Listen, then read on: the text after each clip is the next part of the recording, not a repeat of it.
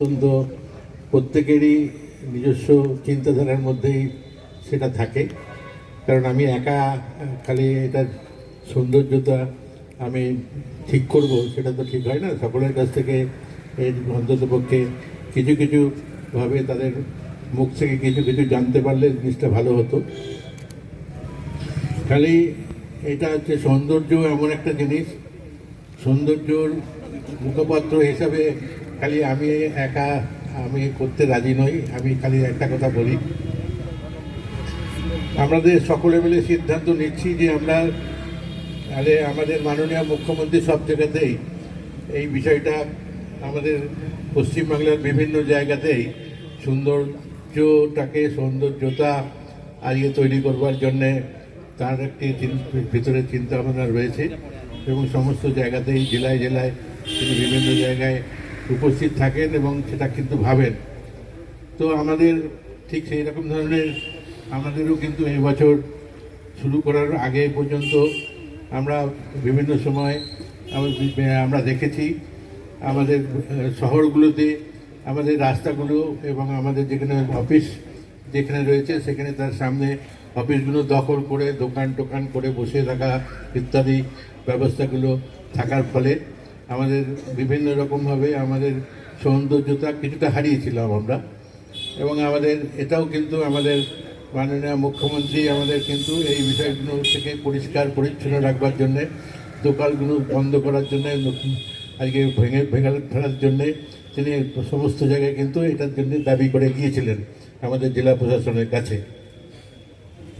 তো সেই হিসাবে যেহেতু প্রথম যখন শুরু করা হচ্ছে তখন শুরু হোক শহরের মূল কেন্দ্র দিয়ে, যেহেতু আমাদের কৃষ্ণনগর আর শহর হচ্ছে জেলার আজ মূল জায়গা, মূল কেন্দ্র, সুতরাং এখান থেকেই শুরু হোক। সমস্ত জায়গাতেই খালি কৃষ্ণনগর দিয়েই হবে না, সারা জেলা থেকেই করতে হবে। সুতরাং সবাই তো বলবে আমার আজকে জেলার আমার জায়গা থেকেও আমাদের জায়গাটা সুন্দর করে করতে হবে, এটাও তাদের মধ্যে থাকা উচিত, তাদের কাছ থেকেও আজকে পরামর্শটা নেওয়া উচিত। তো আমরা যদি সুন্দর তৈরি করি তাহলে সব জায়গাতেই যেন সুন্দরতা থাকে। তা আমি আজকে শুরু করার জন্য যখন আমরা বসেছি আমাদের তাহলে সার্কিট হাউসের সামনে নয়, আমরা বসেছি একেবারে জেলা পরিষদের সামনে এবং আমাদের একদিকে জেলা শাসকের সামনে, জেলা শাসক ছাড়াও আমাদের জেলা পরিষদের সামনে এবং তার সঙ্গে আমাদের জেলা যে মূল অফিস তার সামনে। সুতরাং এই জায়গায় দাঁড়িয়েই আমি মনে করি যে আমাদের এখন আমার খালি একার চিন্তাধারার মধ্যে নয়, আমি একটা জিনিস বলে রাখি, যেমন জেলা পরিষদের সামনে যে রাস্তাটা, সেই রাস্তাটা আমরা মনে করছি যে আমাদের একটু ছোট জায়গা হয়ে গিয়েছে।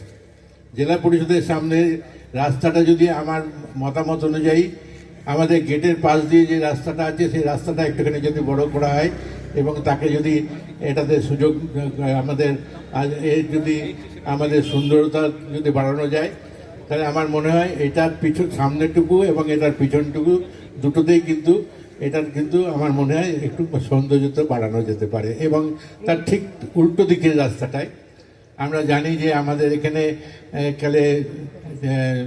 জেলার পুলিশ সুপার এরপরে পুলিশ সুপারের বাড়ি, কিন্তু তার আগে আমাদের অতিরিক্ত পুলিশ সুপারের বাড়ি হচ্ছে, ঘরটা হচ্ছে এটা।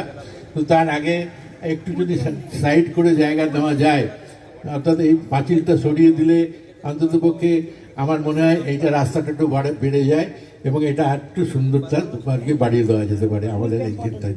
আমার মোটামুটি এই যে সৌন্দর্যতা বাড়ানোর জন্য যে চিন্তাধারার মধ্যে আসে সেটা হচ্ছে আমাদের এই জায়গাটায় একেবারে জেলার খেলাধুলোর যে জায়গাটা সবথেকে বেশি সুন্দর, সেটা হচ্ছে সুন্দরতা আছে। এবং তারপরে সেইটা থেকে শুরু করে আমাদের একেবারে জেলা শাসক, জেলার অতিরিক্ত জেলা শাসক এবং তার সঙ্গে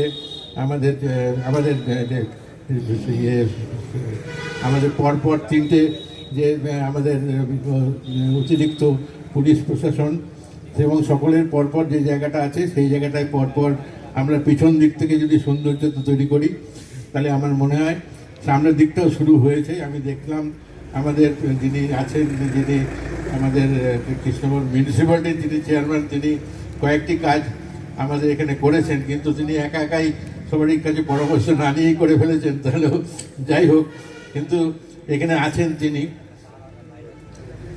তো তিনি কি সম্পূর্ণ সিদ্ধান্ত নিয়ে নিয়েছেন সবটুকু? না, এখনো তো।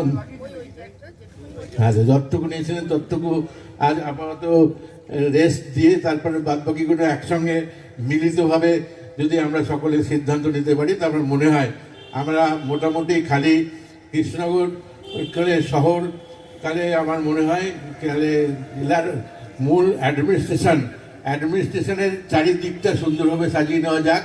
তারপরে আমাদের শহরটা মোটামুটি সাজিয়েছে, খারাপ সাজায়নি। বাস স্ট্যান্ডই হোক আর আমাদের যেটা দরকার আছে আমাদের কালে